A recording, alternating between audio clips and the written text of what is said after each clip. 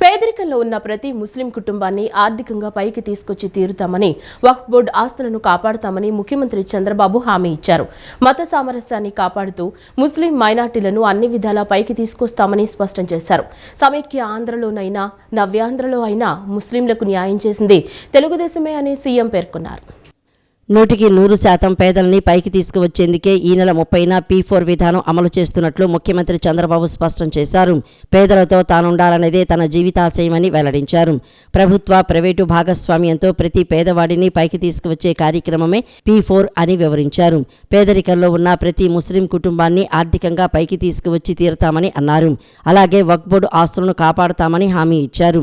విజయవాడ ఏ కన్వెన్షన్లో రాష్ట్ర ప్రభుత్వం తరపున ఏర్పాటు చేసిన ఇఫ్తార్ విందులో పాల్గొన్న సీఎం చంద్రబాబు ముస్లింలతో కలిసి నమాజ్ చేశారు. సలాం అలైకుం అంటూ ప్రసంగం ప్రారంభించిన సీఎం ముస్లిం మైనారిటీలతో తెలుగుదేశం పార్టీకి మొదటి నుంచి అనుబంధం ఉందని గుర్తు చేశారు. మత సామరస్యాన్ని కాపాడుతూ ముస్లిం మైనారిటీలను అన్ని విధాలా పైకి తీసుకువస్తామని స్పష్టం చేశారు.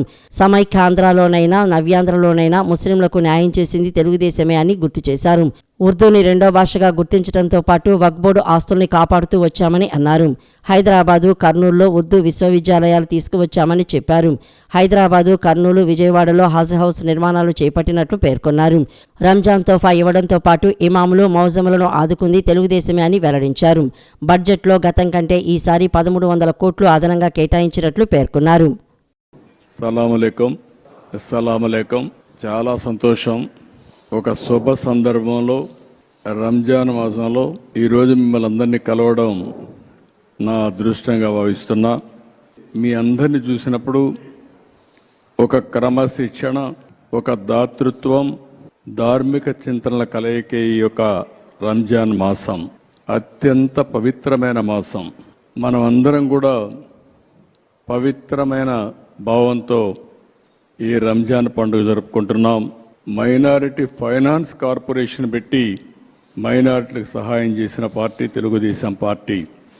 నేను ముఖ్యమంత్రిగా ఉన్నప్పుడు ఆ రోజు మీరు ఒక్కసారి చూస్తే ఉర్దూ అంత మునుపు ఆందోళన చేసేవారు. ఎన్నో ఆందోళన చేస్తే 13 జిల్లాల్లో సమైక్య ఆంధ్రప్రదేశ్లో ఉర్దూను రెండో భాష చేసిన పార్టీ తెలుగుదేశం పార్టీ అని చెప్పి కూడా నేను మీకు తెలియజేస్తున్నా. ఆడబిడ్డల కోసం ఆ రోజు 163 కోట్ల రూపాయలు ఖర్చు పెట్టి దుల్హానిచ్చాం. ఇలాంటి 1-2 కార్యక్రమాలు కాదు, మొట్టమొదటిసారిగా మౌజములకి, ఇమాములకి హాన్రోరియం ఇచ్చిన పార్టీ తెలుగుదేశం పార్టీ అని చెప్పి కూడా నేను మీకు తెలియజేస్తున్నా. ఈరోజు మళ్ళీ 5,000 రూపాయలకు పెంచాం, 10,000 రూపాయలకు పెంచాం. ఎవరైతే ఇమాములు ఉంటారో వాళ్ళు ఎలిజిబిలిటీ ఉంటే ప్రభుత్వ కాజీల కింద వాళ్ళు నియమించే పరిస్థితికి వచ్చాం. ఆర్థిక సహాయం చేశాం, అనేక కార్యక్రమాలతో ముందుకు పోయాం. ఈరోజు నేను ఒకటే మీకు తెలియజేస్తున్నా, ఈ సంవత్సరం బడ్జెట్లో మీరు ఒకసారి చూస్తే 5,000 కోట్ల రూపాయలు, 5,300 కోట్లు పెట్టాం. పోయిన సంవత్సరానికంటే 1,300 కోట్ల రూపాయలు ఎక్కువ పెట్టిన పార్టీ తెలుగుదేశం పార్టీ. అదే మాదిరిగా జీవో నెంబర్ 43 తీసుకొచ్చి వక్ఫ్ బోర్డుని లేనిపోని కాంట్రవర్సీలో పడేసే పరిస్థితికి వచ్చారు. దానివల్ల కోర్టు పోయి అసలు వక్ఫ్ బోర్డే పనిచేయకుండా ఉండే పరిస్థితి వస్తే ఈ ప్రభుత్వం వచ్చిన తర్వాత ఆ జీవోను రద్దు చేసి మళ్ళీ అందరితో వక్ఫ్ బోర్డు కాన్స్టిట్యూట్ చేశాం. ఆస్తులు కాపాడతాం. ఒకటే హామీ ఇస్తున్నా, మత సామరస్యాన్ని కాపాడమే కాకుండా మిమ్మల్ని అన్ని విధాలా పైకి తీసుకొచ్చే బాధ్యత తెలుగుదేశం పార్టీ తీసుకుంటామని కూడా మీ అందరికీ హామీ ఇస్తున్నాను. మే 1 నాటికి నాటుసారా రహిత జిల్లాగా కృష్ణా జిల్లాను తీర్చిదిద్దుతామని మంత్రి కొల్లు రవీంద్ర స్పష్టం చేశారు. గతంలో వైసీపీ హయాంలో లిక్కర్ స్కామ్ పెద్ద ఎత్తున జరిగిందని, దానికి సంబంధించి ఇప్పుడే నిజాలు వెలుగు చూస్తున్నాయని మంత్రి విమర్శించారు. క్యాష్ అండ్ క్యారీ విధానంతో రాష్ట్రాన్ని దోచుకున్నారని ఆరోపించారు. మచిలీపట్నంలో జరిగిన నవోదయం 2 కార్యక్రమంలో మంత్రి కొల్లు రవీంద్ర పాల్గొన్నారు. ఈ సందర్భంగా ఆయన మాట్లాడుతూ రాష్ట్రాన్ని పూర్తిగా నాటుసారా రహితంగా మార్చేందుకు కట్టుదిట్టమైన చర్యలు చేపడుతున్నామని పేర్కొన్నారు. 2016లో నవోదయం కార్యక్రమాన్ని ప్రారంభించి అప్పటి వరకు 11 జిల్లాలను నాటుసారా రహితంగా మార్చినప్పటికీ గత 5 ఏళ్లలో పరిస్థితి తిరగబడిందని ఆయన ఆందోళన వ్యక్తం చేశారు. 2019 నాటికి ఆంధ్రప్రదేశ్, తెలంగాణ మధ్య ఉన్న 4,000 కోట్ల రెవెన్యూ వ్యత్యాసం 2024 నాటికి 40,000 కోట్లకు చేరిందని మంత్రి తెలిపారు. నాణ్యమైన మద్యం అందుబాటులో లేకపోవడం, పొరుగు రాష్ట్రాల నుంచి అక్రమంగా మద్యం దిగుమతి అవ్వడం వల్ల ఆదాయం తగ్గిపోతోందని అన్నారు. అంతేకాకుండా సెప్ పేరుతో ఎక్సైజ్ వ్యవస్థను పూర్తిగా నిర్వీర్యం చేయడంతో నిఘా కోల్పోయినట్లు వివరించారు. గతంలో వైసీపీ హయాంలో లిక్కర్ స్కామ్ పెద్ద ఎత్తున జరిగిందని, దానికి సంబంధించి ఇప్పుడే నిజాలు వెలుగు చూస్తున్నాయని మంత్రి విమర్శించారు. క్యాష్ అండ్ క్యారీ విధానంతో రాష్ట్రాన్ని దోచుకున్నారని ఆరోపించారు. మద్యం అందుబాటులో లేకపోవడం వల్ల ప్రజలు నాటుసారాకు అలవాటు పట్టడంతో కల్తీ సారా తాగి జంగారెడ్డిగూడెంలో 42 మంది ప్రాణాలు కోల్పోయారని ఆయన గుర్తు చేశారు. నాటుసారా తయారీలో యూరియా, బ్యాటరీ పౌడర్ వంటి హానికర పదార్థాలు ఉపయోగిస్తున్నారని, ప్రజల్లో అవగాహన పెంచి నాటుసారా పూర్తిగా నిర్మూలించేందుకు చర్యలు చేపడతామని మంత్రి స్పష్టం చేశారు. ఇంకా ఈ రేటు పెట్టుకోలేక అది ఎలక్ట్రిసిటీకి అలవాటు పడిపోయి ప్రాణాలు కోల్పోయారు. ఆ పిల్లలందరూ అనాథలు అయిపోయారు, రుణం పడిపోయారు. కాబట్టి ఇట్టి పరిస్థితుల్లో ఈ ఇన్సెప్ట్ చేసేవాళ్ళు రకరకాలే కలుపుతున్నారు. ఇదివరకులా లేదు. ఇప్పుడు అంతా దాంట్లో వేరే వేరే యాసిడ్స్ కలుపుతున్నారు. ఏదేదో మొలాసిస్ అని, మొలాసిస్ కదా, యూరియా, ఇవన్నీ కూడా కలిపేసి రకరకాలు ఏమేమి వేస్తారండి దాంట్లో. కలిపోవడం, ఏదో చెట్టు మెరడు ఏమేమి వేసుకొస్తుంది, దాంట్లో ఎక్కువ తక్కువలైనా కూడా తేడాలు వచ్చేస్తాయి. దీనివల్ల చాలామంది కిడ్నీలు చిన్న వయసులో, మేము మా ప్రాంతాల్లో వెళ్తే కోస్టల్ ఏరియాలో కానీ ఇక్కడ వర్క్ చేస్తున్న ఏరియాలోకి వెళ్తే చిన్న వయసులోనే వితంతువులు అయిపోతున్నారు ఆడపిల్లలు. ఇవాళ బడ్డీ కోట దగ్గరికి వెళ్ళినా, ఆ రోజున ఇప్పుడు ఏ చిన్న దీని దగ్గరికి వెళ్ళినా ఆన్లైన్ పేమెంట్స్, గూగుల్ పేనా, ఫోన్పేనా, షాపుల దగ్గర ఎక్కడెక్కడ ఓన్లీ క్యాష్ అట్లా జరిగింది. అది అందరికీ తెలిసిందే. ఇప్పుడు ముందుగా మనం దీని మీద ప్రత్యేకంగా మనం దృష్టి పెట్టుకున్నాం. ఒక్కొక్కటి కరెక్ట్ చేసుకుంటూ వస్తున్నాం. నిజంగా మనం చేసినటువంటి కార్యక్రమాల వల్ల రేట్లు కూడా పక్క రాష్ట్రాలతో ఈక్వల్ చేసాం. కొన్ని బ్రాండ్స్ కూడా వాళ్ళు లిమిటెడ్ బ్రాండ్స్ పెట్టుకుని వాళ్ళ సొంత బ్రాండ్స్ పెట్టుకుని ఇప్పుడు అన్నీ దొరుకుతున్నాయి, అన్నీ అవైలబుల్లో ఉన్నాయి. 30న ఉగాది రోజు ముఖ్యమంత్రి చే P4 విధానం ప్రారంభం కానుందని, ఏర్పాట్లు పటిష్టత చేయాలని ప్రభుత్వ ప్రధాన కార్యదర్శి విజయానంద ఆదేశించారు. సమాజంలో పేదరిక నిర్మూలన లక్ష్యంగా ఈ కార్యక్రమం చేపడుతున్నట్లు చెప్పారు. ప్రారంభోత్సవ కార్యక్రమానికి 11,500 మందిని ఆర్టీసీ బస్సులో తరలించే ఏర్పాట్లు చేయాలని సూచించారు. ప్రతి జిల్లాకు ఒక నోడల్ అధికారి, ప్రతి బస్సుకు ఒక లైజన్ అధికారిని నియమించాలన్నారు. ఈ నెల 30వ తేదీ ఆదివారం మధ్యాహ్నం రాష్ట్ర సచివాలయం వెనుక P4 విధానాన్ని రాష్ట్ర ముఖ్యమంత్రి నారా చంద్రబాబు నాయుడు రాష్ట్ర స్థాయిలో లాంఛనంగా ప్రారంభించనున్నారని, అందుకు తగిన పటిష్టమైన ఏర్పాట్లు చేస్తున్నట్లు ప్రభుత్వ ప్రధాన కార్యదర్శి కె విజయానంద్ పేర్కొన్నారు. ఈ మేరకు గురువారం రాష్ట్ర సచివాలయం నుండి ఆయన జిల్లా కలెక్టర్లు, సంబంధిత శాఖల అధికారులతో వీడియో సమావేశం ద్వారా చేయాల్సిన ఏర్పాట్లపై సమీక్షించారు.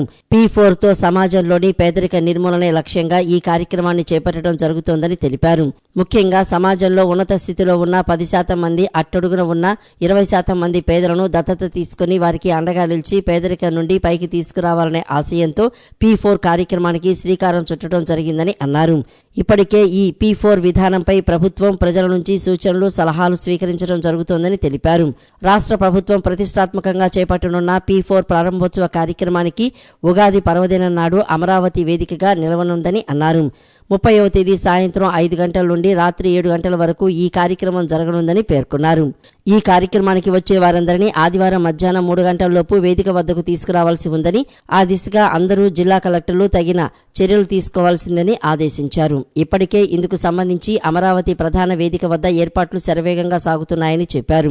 ఈ కార్యక్రమం కోసం రాష్ట్ర వ్యాప్తంగా అన్ని అసెంబ్లీ నియోజకవర్గాల నుండి స్వయం సహాయక సంఘాలు, విద్యార్థులు, రైతులు, ఉపాధి కూలీలను ఆహ్వానించి ప్రత్యేక బస్సుల ద్వారా వారిని అమరావతి P4 ప్రారంభోత్సవ వేదిక వద్దకు తీసుకురావాల్సి ఉంటుందని సీఎస్ చెప్పారు. సుమారు 11,500 మందిని, వారిలో సుమారు 3,000 మంది మహిళలు ఉండేలా ఈ కార్యక్రమానికి తీసుకురావాల్సి ఉందని తెలిపారు. అమరావతి సమీప జిల్లాలైన ఏలూరు, కృష్ణా, ఎన్టీఆర్, గుంటూరు జిల్లాల నుండి సుమారు 7,000 మంది, పల్నాడు, తూర్పు, పశ్చిమ గోదావరి జిల్లాల నుండి కనీసం 500 మంది వంతున ఈ కార్యక్రమానికి తీసుకురావాలని అన్నారు. అదే మిగతా జిల్లాల నుండి 300 మంది వంతున దూర ప్రాంత జిల్లాలైన మన్యం, అల్లూరి సీతారామరాజు, చిత్తూరు, అన్నమయ్య, కర్నూలు, అనంతపురం, శ్రీ సత్యసాయి జిల్లాల నుండి 50 మంది వంతున తీసుకురావాలని చెప్పారు. ఇందుకు అవసరమైన ఆర్టీసీ బస్సులను ఆయా జిల్లాల నుండి అందుబాటులో ఉంచడం జరుగుతుందని పేర్కొన్నారు. బస్సుల ద్వారా కార్యక్రమానికి తీసుకువచ్చే వారిని సురక్షితంగా తరలించి సురక్షితంగా వారి గమ్యస్థానాలకు తిరిగి చేర్చేందుకు వీలుగా ట్రాఫిక్, భద్రత తదితర అంశాలపై జిల్లా కలెక్టర్లు, ఎస్పీలు తగిన ఏర్పాట్లు చేయాలని స్పష్టం చేశారు. ప్రజలను తరలించే ప్రక్రియను రాష్ట్ర స్థాయి నుండి ఎప్పటికప్పుడు పర్యవేక్షించేందుకు రాష్ట్ర స్థాయిలో స్టాంప్స్ అండ్ రిజిస్ట్రేషన్ శాఖ ఐజీ హరినారాయణ్ను మరో 3 ఉన్నతాధికారులను నియమించడం జరిగిందని, ప్రతి జిల్లాకు ఒక నోడల్ అధికారిని, ప్రతి బస్సుకు ఒక లైజన్ అధికారిని నియమించాలని సీఎస్ కలెక్టర్లకు చెప్పారు. మోపిదేవిలో వేంచేసి ఉన్న శ్రీ సుబ్రహ్మణ్యేశ్వర స్వామి వారిని రాష్ట్ర వ్యవసాయ శాఖ మంత్రి కె అచ్చెన్నాయుడు దర్శించుకున్నారు. ఆలయానికి విచ్చేసిన మంత్రి దంపతులకు ఆలయ కార్యనిర్వహణాధికారి దాసరి శ్రీరామ వరప్రసాదరావు ఆధ్వర్యంలో వేద పండితులు ఘన స్వాగతం పలికారు. ఆలయ ఆవరణలో గల నాగపుట్టలో పాలు పోసి మొక్కులు చెల్లించుకున్న మంత్రి దంపతులు అనంతరం శ్రీ స్వామివారి ప్రత్యేక దర్శనం చేసుకున్నారు. కృష్ణా జిల్లా అవనిగడ్డ నియోజకవర్గంలోని మోపిదేవి శ్రీ సుబ్రహ్మణ్యేశ్వర స్వామి వారి ఆలయంలో భక్తుల విశేష పూజలు కొనసాగుతున్నాయి. ఈ సందర్భంగా రాష్ట్ర వ్యవసాయ శాఖ మంత్రి కె అచ్చెన్నాయుడు దంపతులు స్వామివారిని దర్శించుకుని ప్రత్యేక పూజలు నిర్వహించారు. ఆలయానికి విచ్చేసిన మంత్రి దంపతులకు ఆలయ కార్యనిర్వహణాధికారి దాసరి శ్రీరామ వరప్రసాదరావు ఆధ్వర్యంలో వేద పండితులు ఘన స్వాగతం పలికారు. ఆలయ ఆవరణలో గల నాగపుట్టలో పాలు పోసి మొక్కులు చెల్లించుకున్న మంత్రి దంపతులు అనంతరం శ్రీ స్వామివారి ప్రత్యేక దర్శనం చేసుకున్నారు. వేద పండితులంతా శాస్త్రోక్తంగా పూజలు నిర్వహించారు. అనంతరం ఆలయ కార్యనిర్వహణాధికారి దాసరి శ్రీరామ వరప్రసాదరావు మంత్రికి శ్రీ స్వామివారి చిత్రపటం అందచేసి ఆలయ మర్యాదలతో సత్కరించారు. ఈ కార్యక్రమంలో టీడీపీ నాయకులు, స్థానిక ప్రజాప్రతినిధులు, భక్తులు పెద్ద సంఖ్యలో పాల్గొన్నారు.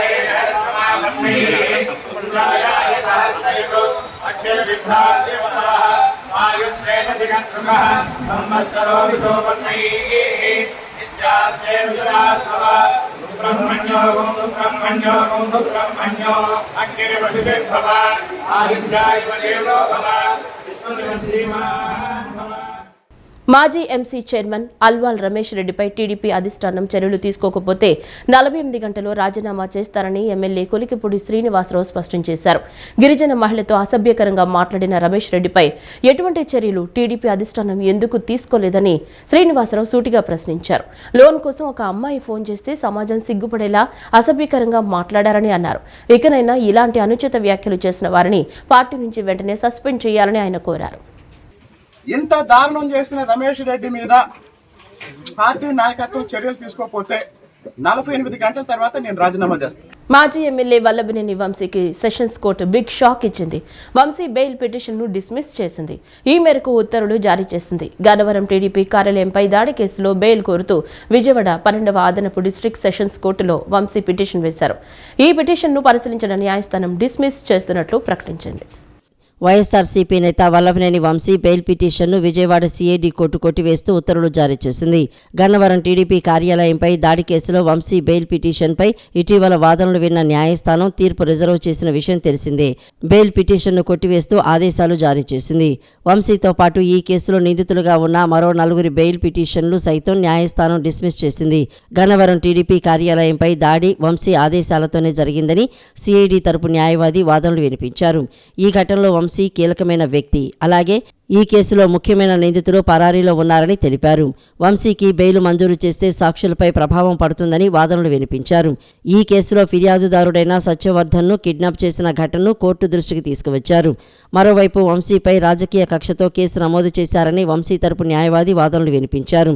ఈ ఘటనకు వంశీకి సంబంధం లేదని అన్నారు. బెయిల్ మంజూరు చేయాలని కోరారు. ఇరువైపుల వాదనలు పరిగణలోకి తీసుకున్న సిఐడి కోర్టు వంశీ బెయిల్ పిటిషన్ను డిస్మిస్ చేసింది. పాడి రైతులకు 3వ విడత బోనస్గా 18 కోట్ల రూపాయలు చెల్లించుటకు పాలకవర్గం నిర్ణయం తీసుకున్నట్లు చైర్మన్ చలసాని ఆంజనేయులు తెలిపారు. గడిచిన ఆర్థిక సంవత్సరంలో 50 కోట్ల బోనస్ను 3 విడతలుగా పాడి రైతులకు పంపిణీ చేయడం జరిగిందని తెలిపారు.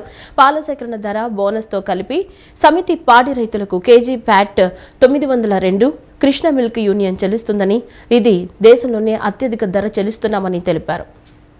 నగరంలోని చిట్టినగర్ మిల్క్ ప్రాజెక్టు నందు కృష్ణా మిల్క్ యూనియన్ అధ్యక్షులు చలసాని ఆంజనేయులు అధ్యక్షతన పాలకవర్గ సమావేశం జరిగింది.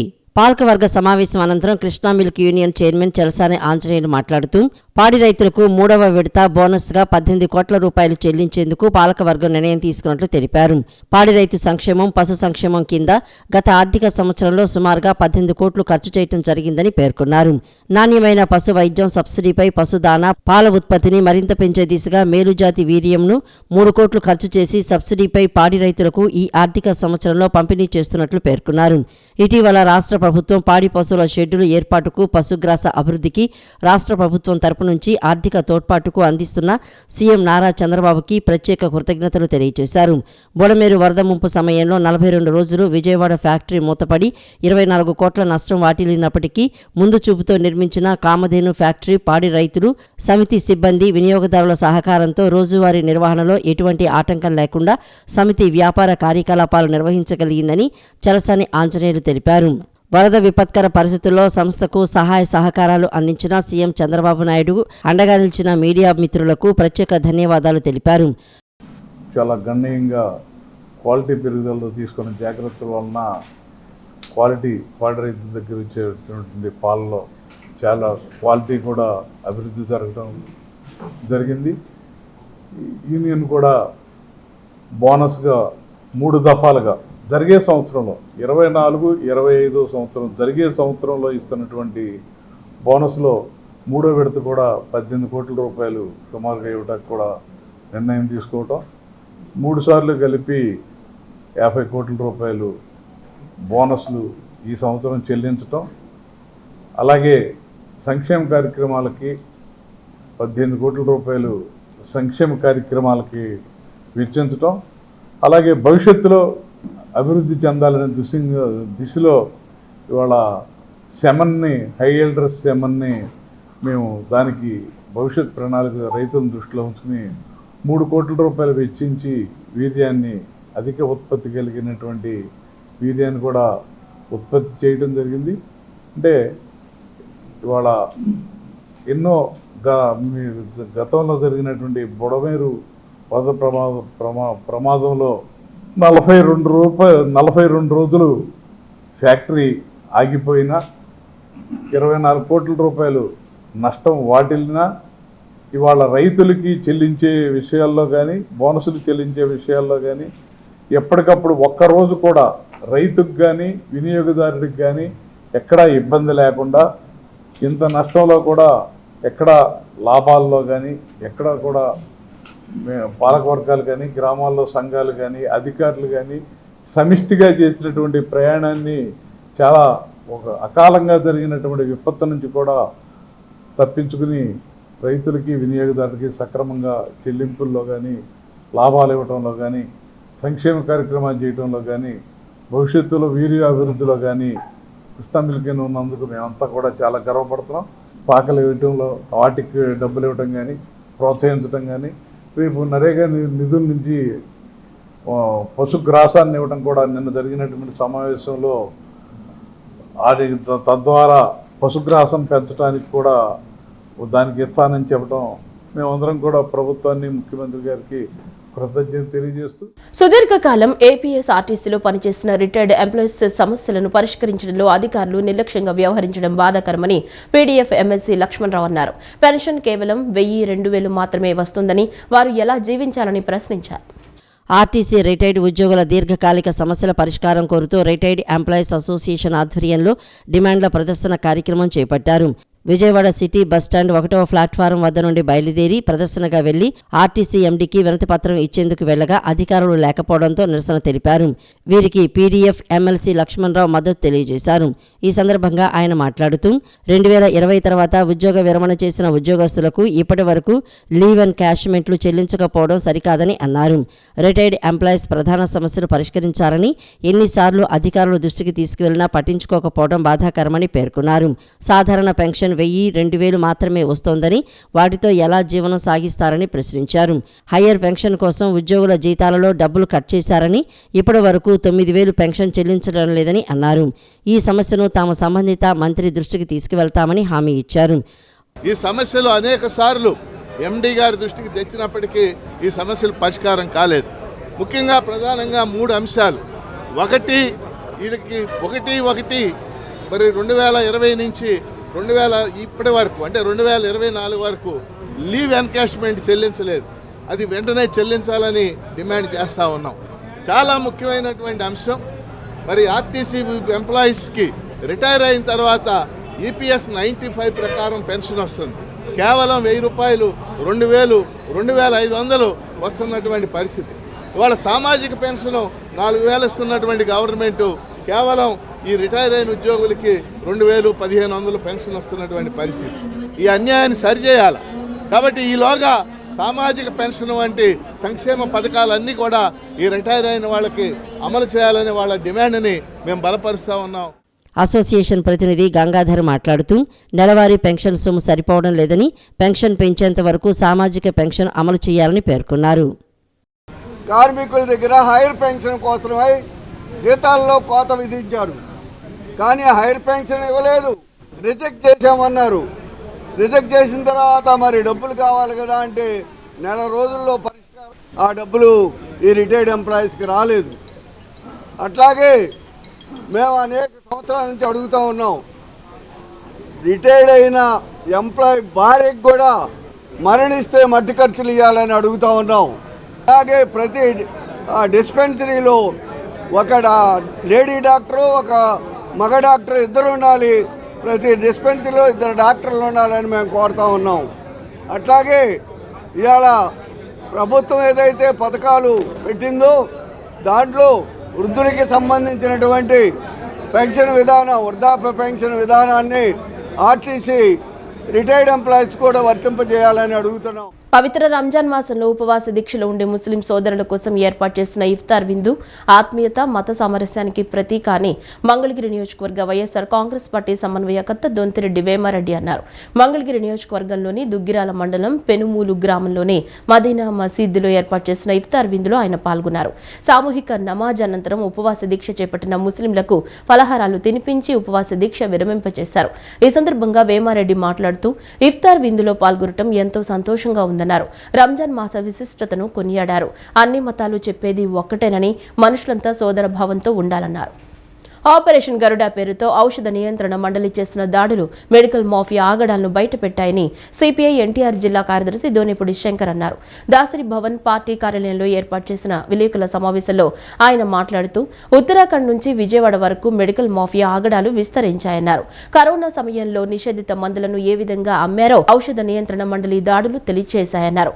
నార్కోటిక్ మందులను మెడికల్ మాఫియా విక్రయిస్తూ యువతను చెడుబాట పట్టేలా చేశాయన్నారు. విజయవాడలో జరిగిన దాడుల నేపథ్యంలో ఓ రాజకీయ పార్టీకి చెందిన కొండపల్లి బుజ్జి అనే వ్యక్తి ఆగడాలు బయటపడ్డాయని, తక్షణమే అతన్ని అరెస్టు చేయాలని డిమాండ్ చేశారు. రాష్ట్ర ప్రభుత్వం ఔషధ నియంత్రణ మండలి చేసిన దాడుల్లో బయటపడిన విషయాలపై సమగ్ర విచారణ జరిపి కొండపల్లి బుజ్జితో పాటుగా ఆయన వెనుక ఉన్నటువంటి ఎంతటి వారినైనా అరెస్టు చేయాలని డిమాండ్ చేస్తున్నామన్నారు. ఈ విషయమే రాష్ట్ర ప్రభుత్వానికి లేఖ రాస్తున్నట్లు దోనిపూడి శంకర్ తెలిపారు. ఆపరేషన్ గరుడ పేరుతో డ్రగ్ కంట్రోల్ బోర్డు ఇటీవల రాష్ట్ర వ్యాప్తంగా అన్ని మందుల షాపులపైన దాడి చేస్తూ సోదాలు నిర్వహిస్తూ అనేక విషయాల్ని బట్టబయలు చేసింది. ఆరోగ్యమే మహాభాగ్యం అన్నారు పెద్దలు. కరోనా కాలంలో నిషేధిత మందుల్ని అమ్మటం ద్వారా, నార్కోటిక్స్ని నిషేధిత మందులతో కలిపి యువతని పక్కదారి పట్టించే విధంగా, మత్తుకు బానిస చేసేటువంటి విధంగా మందులు అమ్మినటువంటి వైనం ఇవాళ ప్రపంచానికి డ్రగ్ కంట్రోల్ బోర్డు తెలియజేసింది. కాబట్టి కాదేది కల్తీకి అనర్హం అన్నట్లుగా అవనిగడ్డలో ఇటీవల కాలంలో జరిగినటువంటి సంఘటన, దీని మూలాలు ఉత్తరాఖండ్ నుంచి విజయవాడ వరకు వ్యాప్తి చెందున్నాయి. దీంట్లో Vijayawada drug dealers association president Kondapalli Bujji, ఈయన ఒక రాజకీయ పార్టీకి క్రియాశీలక నాయకుడు. ఈయన ప్రముఖ పాత్ర వహించినటువంటి పరిస్థితి ఔషధ నియంత్రణ మండలి సోదాల్లో బయటపడినటువంటి పరిస్థితి. కాబట్టి ఇటువంటి వారు ప్రజల జీవితాలతోటి, ప్రజల ఆరోగ్యాలతో చెలగాటమాడేటువంటి కొండపల్లి బుజ్జి లాంటి వారి మీద విచారణ జరిపి తక్షణమే అరెస్టు చేయాలని చెప్పేసి మేము సిపిఐగా డిమాండ్ చేస్తాం.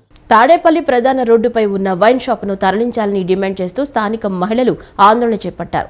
సమీపంలోని ఇళ్లలో నివసిస్తున్న మహిళలు ఈ షాప్ వల్ల తమ జీవన విధానంలో తీవ్ర ఇబ్బందులు ఎదురవుతున్నాయని ఆరోపిస్తున్నారు. మహిళలు మాట్లాడుతూ షాప్ వద్ద వాణిజ్యం నిమిత్తం మాత్రమే మద్యం తీసుకెళ్లేవారని, కానీ ఇప్పుడు అక్కడే మందు తాగి రోడ్లపై తిరుగుతున్న మందుబాబులతో తమ జీవితం క్షీణిస్తున్నాయని తెలిపారు. ఈ షాప్ మూసివేయాలని, లేకపోతే ఆందోళనలు చేస్తామని హెచ్చరించారు. సదరు వైన్ షాప్ తొలగించాలని స్థానిక తహసీల్దార్ కార్యాలయం, పోలీస్ స్టేషన్లో వినతి పత్రాలు సమర్పించారు. గాంధీ షాప్ కూడా వత్తాకు సెంటర్ వత్తాకు కూడా వీళ్ళు ఉండట్లేదు. అక్కడే కక్కుళ్ళు, అక్కడే ఉచ్చలు, అక్కడే ప్యాచులు. ఆ కారు అనేది ఇంటికి కూడా గుద్దుకుంది. అక్కడ ఉండలేకపోతున్నాం. మాకు పిల్ల జల్ల అందరూ ఉండారు. ఇళ్ల మధ్యన పెట్టాడు గాంధీ షాపు. మీరు దయచేసి పోలీసు వాళ్ళు కానీ, పార్టీ వాళ్ళు కానీ, ఎవరైనా కానీ ఇది తీసేయాలి. తీసేయకపోతే ధర్నా చేస్తాం. మీకేం సంబంధం, మీరు కావాలంటే ఏమన్నా చేసుకోండి అని మా మీద తిరగబడ్డారు సార్ వాళ్ళు. సరేలే షాపేగా మరి మేము మెదలకుండా ఉన్నాం సార్, కొనుక్కొని వెళ్ళిపోతారులే అనుకున్నాం. అక్కడ ఎదరు కొట్లు ఉండటంలో వీళ్ళు తాగటాలు అక్కడే చేసి రోతగా చేయటము, కక్కుకుంటాము, ఇళ్లలో కూడా జ్వరబడిపోతున్నారు. వాళ్ళ వల్ల మాకు చాలా ఇబ్బందిగా ఉంది. మీరు ఆ షాపులు మాత్రం తీపిచ్చేయాలి. చాలా బీభత్సం చేసేస్తున్నారండి. చాలా ప్రాబ్లం అయిపోతుంది. ఆడవాళ్ళు నడవటానికి అసలు చాలా ఇబ్బంది పడుతున్నారు. రోడ్డు మీద తిరగడానికి లేదు. చాలా ప్రాబ్లం అయిపోయిందండి. చాలా షాపులు పెట్టేశారు. తాగి పడిపోవటం, కొట్టుకోవటం, నానా బీభత్సం చేసేస్తున్నారండి. అసలు ఎప్పుడు ఇంత భయంకరమైన పరిస్థితులు చూడలేదు. చాలా ఇబ్బంది పడుతున్నాం. ఆడవాళ్ళు అందరూ ఇబ్బంది పడుతున్నారు. రోడ్డు మీద ఎప్పుడు రాని వాళ్ళం కూడా రావాల్సి వచ్చిన పరిస్థితి చేసేసారు. ఈ వార్తలు ఇంతటితో సమాప్తం. నమస్కారం.